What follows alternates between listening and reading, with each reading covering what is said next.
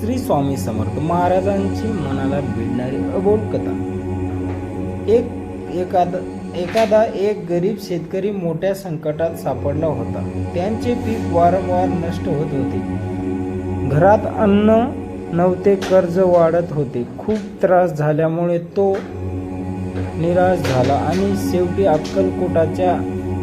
अक्कलकोटला जाऊन अक्कलकोट येथे असलेल्या स्वामी समर्थ महाराजांचा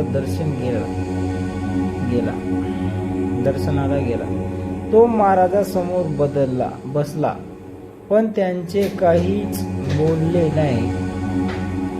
डोळ्यात अश्रू होते, मनात हजारो चिंता होत्या। महाराजांनी त्यांच्याकडे पाहिले आणि काही क्षण शांत बसले, मग फक्त एवढे म्हणाले, भिवू नकोस, मी तुझ्या पाठीशी आहे।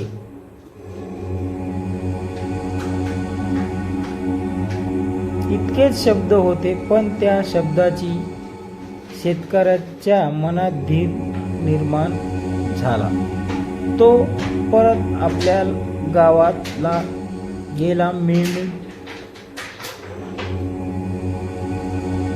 करत राहिला आणि महाराजांवर विश्वास ठेवला। काही महिन्यांनी त्यांच्या शेतात भरपूर पीक आले, कर्ज फेडले गेले आणि घरात आनंद झाला। तेव्हा त्याला समजले की महाराजांचे आशीर्वाद आणि विश्वास यामुळेच त्यांचे आयुष्य बदलले।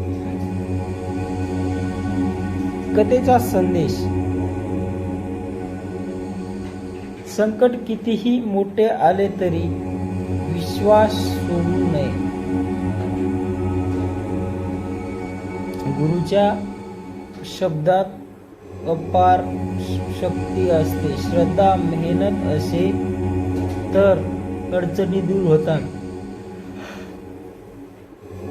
मनाला भिडणारे वाक्य: भिवू नकोस, मी तुझ्या पाठीशी आहे। श्री स्वामी समर्थ।